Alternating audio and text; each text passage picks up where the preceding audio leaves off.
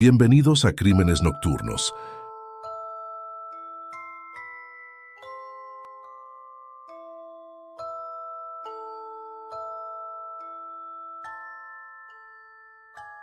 Cuando un taxista surcoreano recogió a una desconocida solo para descubrir que su maleta goteaba sangre en su coche, no tuvo ni idea de cómo reaccionar.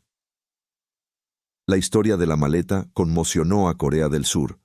Este es el caso de Jong Yu-jong. Centrándonos en nuestra historia de hoy, fue sobre las 3 de la madrugada del lunes 27 de mayo de 2023 que la policía recibió una llamada de un taxista muy preocupado.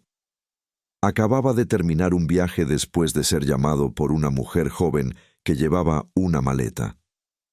Ella se acercó al conductor antes de preguntarle si podía dejarla cerca de una zona boscosa junto al río Nakdong, que se encuentra cerca de la estación de Hapo, en Busan. Esto no supuso ningún problema para el taxista. El taxista había hecho esta ruta muchas veces, y aunque el trayecto con la clienta inicialmente parecía normal, la situación daba un giro muy repentino cuando ella se bajaba del vehículo. Al bajarse del coche y sacar la maleta del maletero, se dio cuenta de que algo se había filtrado por debajo de la maleta, y con el tacto húmedo y pegajosamente espeso, la sustancia roja parecía sangre. Sin querer causar alboroto, el taxista fingió que no pasaba nada y, tras despedirse de la pasajera con un gesto de despedida, la vio alejarse hacia la zona boscosa, cuando la perdió de vista. Después de perderla de vista, volvió al maletero del coche y al abrir la puerta se dio cuenta de que la maleta había dejado un pequeño charco de sangre en la alfombra. Lo que hubiera en esa maleta no era nada bueno, así que hizo lo correcto llamando al servicio de emergencias surcoreano 112 inmediatamente. Las noticias eran, como poco, preocupantes, y sin duda llamaron la atención de la policía de inmediato, y después de enviar algunos oficiales a esa zona, solo unos minutos más tarde, encontrarían algunas partes de cuerpos mutilados. El denso bosque, que estaba envuelto en la oscuridad, era el lugar perfecto para tirar un cuerpo, pero gracias a la rapidez mental del conductor, la pasajera fue identificada y rastreada hasta su casa un par de horas después. Y solo 3 horas después de dejar el taxi, la joven, que más tarde se llamaría Jung Yu-jung, fue detenida. Los analistas de datos que revisaron el caso pudieron identificar rápidamente a Yu-jung a través de las cámaras de vigilancia de la zona donde fue recogida por el taxista, y con todas las pruebas tenían suficiente información para ejecutar una orden de registro en su residencia. Cabe mencionar que, en Corea del Sur, los nombres, datos de las víctimas y sospechosos de un delito rara vez se divulgan en los medios de comunicación. Esta ley en vigor desde 1991 garantiza la seguridad y la privacidad de víctimas y delincuentes por igual. Sin embargo, en virtud de la ley especial del país sobre el castigo de delitos violentos específicos, esta privacidad puede a veces verse alterada, y especialmente cuando el delito es de naturaleza violenta. Por supuesto, esto permite a la sociedad estar al tanto de las personas potencialmente peligrosas. Pero volviendo a nuestro caso de hoy, ¿quién era exactamente Jung Yu-jung? Yu-jung, de 23 años, nació en 1999, y de la información que está actualmente disponible, se entiende que sus padres estaban demasiado ocupados para cuidar de ella. Por ello, fue criada por su abuelo en el centro norte de Bukgu, en Busan. Estudió en un instituto privado llamado Kyungai Girls High School. Su reputación era relativamente insignificante, si no un poco extraña. Los que la recuerdan la describen como una alumna bastante peculiar.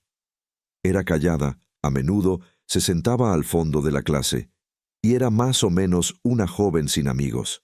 Y sé que suena como un insulto, pero así es exactamente como la describen sus compañeros. Aunque nunca fue acosada en la escuela, Jo Jung nunca mostró ningún interés en conocer a nadie. La mayoría de los intentos de hablar con ella, incluso después de graduarse, nunca mantuvo contacto con ninguno de sus antiguos compañeros. Estuvo 5 años en paro mientras se preparaba para un examen que en Corea del Sur es un requisito para trabajar en la administración pública. En Corea del Sur, el inglés es un requisito para trabajar en la administración pública. Jo Jung era pésimo. A los 23 años, su nivel de inglés era el mismo que el de un estudiante de secundaria. Ojo, esto es algo que hay que recordar más adelante en la historia. En los últimos años, el aislamiento de Jo Jung se intensificó. Apenas salía a la calle, no creaba relaciones sociales y nunca intentó ampliar sus horizontes. Ahora, también se había convertido en una fanática de los crímenes reales. No es que haya nada malo en ello, por cierto. De todos modos, poseía docenas de libros y novelas sobre casos de asesinato. Veía muchos programas coreanos de crímenes reales e incluso se había obsesionado con asesinos en serie específicos. En los días siguientes, los analistas de datos aprendieron varios hechos interesantes sobre Jo Jung. Tras revisar su teléfono móvil, se dieron cuenta de que casi no tenía contactos ni mensajes, lo que indicaba que era una joven extremadamente solitaria. Lo más preocupante, sin embargo, es que, en los meses previos a sus crímenes, había hecho varias búsquedas preocupantes en Internet, incluyendo cómo asesinar a alguien, asesinato sin cadáver y el asesinato perfecto. Al principio, Jo Jung negó haber asesinado a su víctima y en su lugar afirmó que alguien amenazó con matarla si no se deshacía del cuerpo.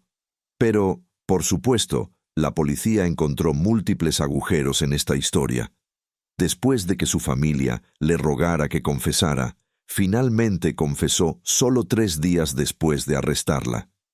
También admitió a la policía que tenía un impulso incontrolable de matar a alguien porque quería saber qué se sentía. Así que parece que el motivo era puramente la curiosidad morbosa de matar, lo que también explica por qué Jo Jung estaba feliz de atacar a un extraño. Pero ¿quién fue su víctima? ¿Y cómo las mató? Debido a la ley de Corea del Sur, en realidad no sabemos la cara o incluso el nombre de la víctima. Así que, por el bien de esta historia, vamos a darle el seudónimo de Jia. Como sabemos, los planes de Jo Jung para asesinar a alguien comenzaron alrededor de 3 meses antes, cuando comenzó su investigación en línea. Llegó a la conclusión de que, ya que no habría ningún motivo personal, solamente el sentido de atacar a alguien al azar, tuvo que apoyarse en Internet para hacer su trabajo.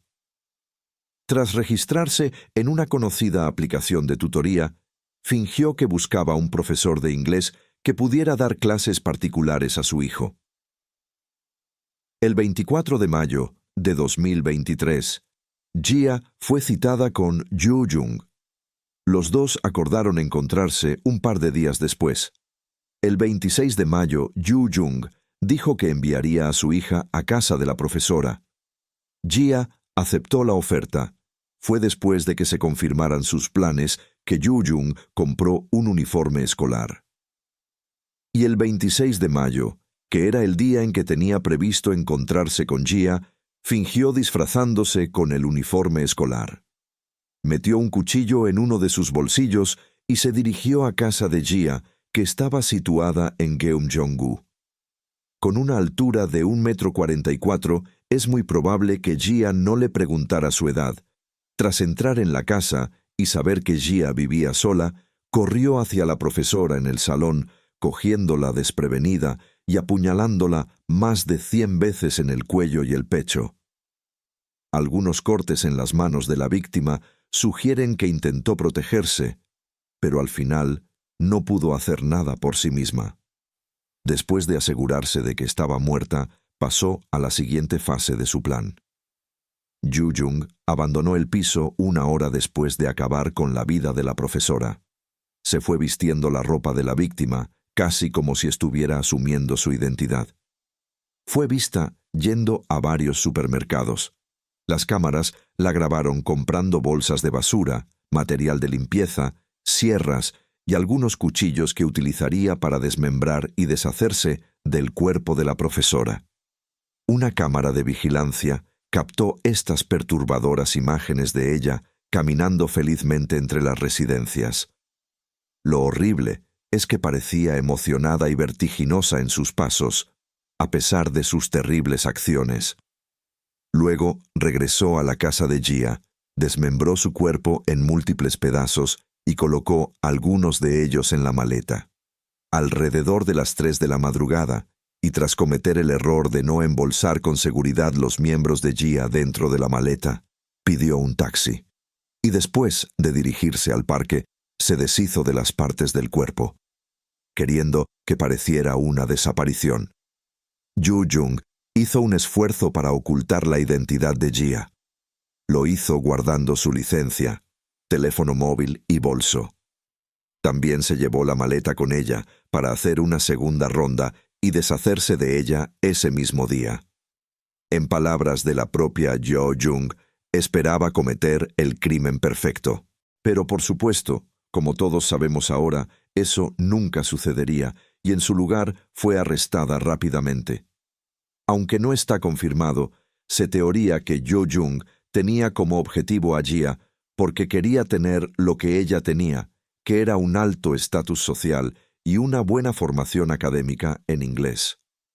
Mientras Yo Jung reprobaba repetidamente sus exámenes de inglés, Gia se había titulado en maestra en inglés en una universidad muy prestigiosa, por lo que un elemento de celos pudo haber formado parte del proceso de selección.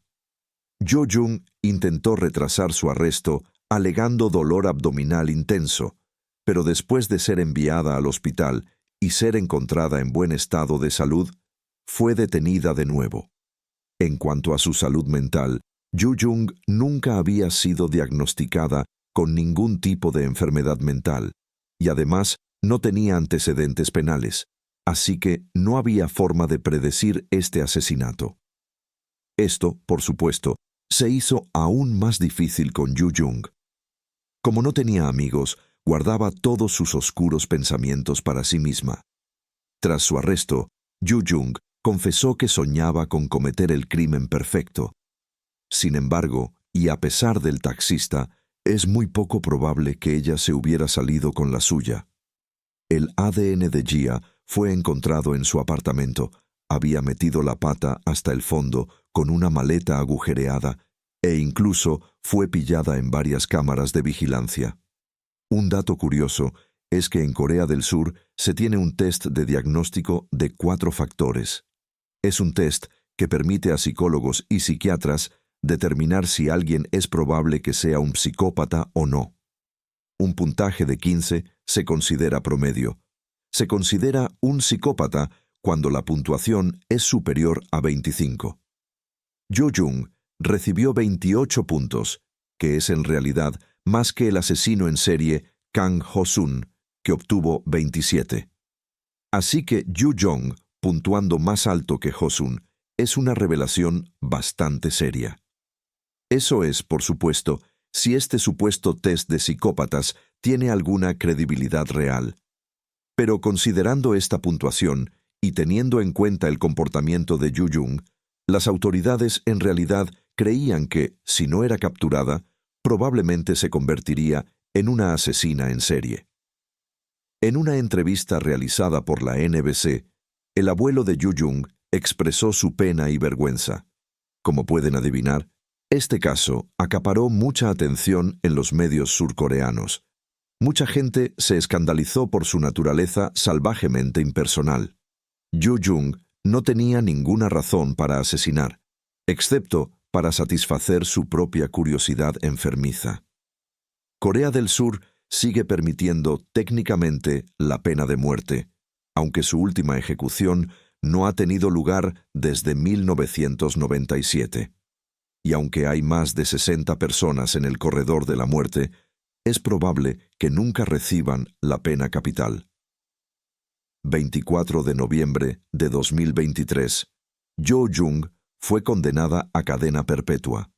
El juez declaró que sus acciones habían sembrado el miedo en la sociedad.